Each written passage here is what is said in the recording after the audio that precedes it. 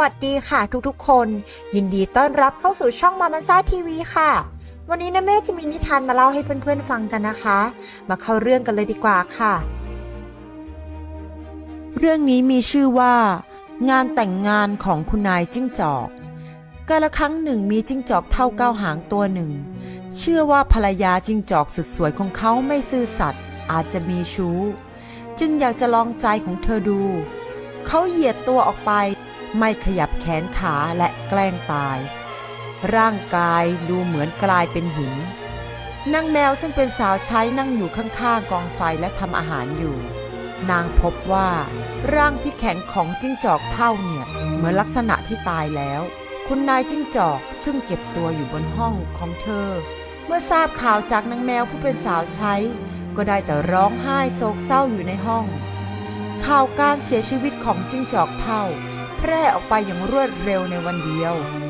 นางแมวสาวใช้ก็ได้ยินเสียงเคาะประตูบ้านดังขึ้นมา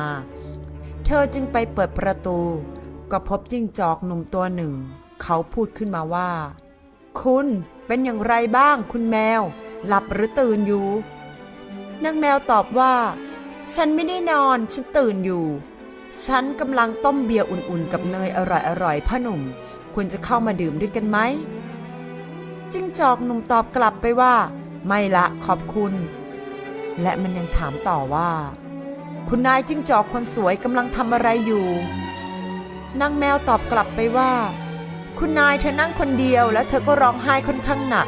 จนดวงตาเป็นสีแดงเพราะจิ้งจอกสามีเท่าของนางเนี่ยเสียชีวิตแล้วสุนัขจิ้งจอกหนุ่มพูดว่าบอกเธอไปสิว่ามีสุนัขจิ้งจอกหนุ่มสุดหล่ออยู่ที่นี่และอยากจะจีบเธอนางแมวตอบกลับไปว่าได้ค่ะนางแมวขึ้นบันไดไปยังประตูห้องของคุณนายจิ้งจอกและเคาะก๊อกก๊อกก๊อกนายจิ้งจอกหญิงคุณอยู่ข้างในหรือเปล่า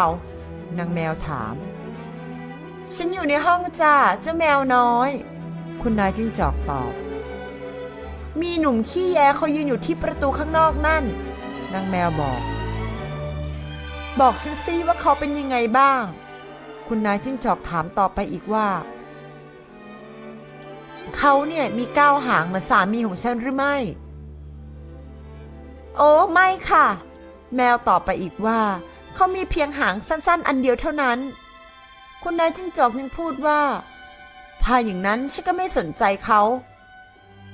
นางแมวลงไปชั้นล่างเพื่อส่งแขกกลับไปหลังจากนั้นไม่นานก็มีเสียงเคาะประตูอีกครั้ง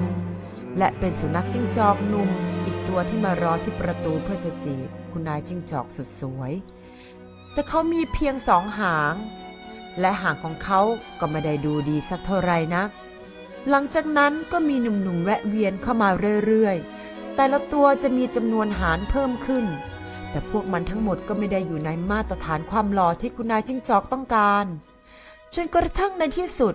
มีจิ้งจอกหนุ่มที่มีหางยาวเก้าหางเหมือนจิ้งจอกเท่าก็ปรากฏตัวขึ้นเมื่อคุณนายจิ้งจอกได้ยินข่าวจากนางแมวก็ดีใจมากบอกนางแมวด้วยความยินดีว่าปัดนี้จงรีบเปิดประตูให้กว้างและพาร่างจิ้งจอกเท่าออกไปทิ้งนอกบ้านซะ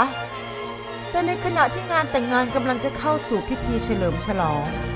จิ้งจอกเท่าก็ได้ปรีเข้ามาด้วยความไม่พอใจและได้ขับไล่คุณนายจิ้งจอกและคนอื่นๆทั้งหมดออกจากบ้านไปด้วยความโกรธหลังจากวันนั้นเป็นต้นมาบ้านของนายจิ้งจอกเท่าก็ไม่เหลือใครอีกเลย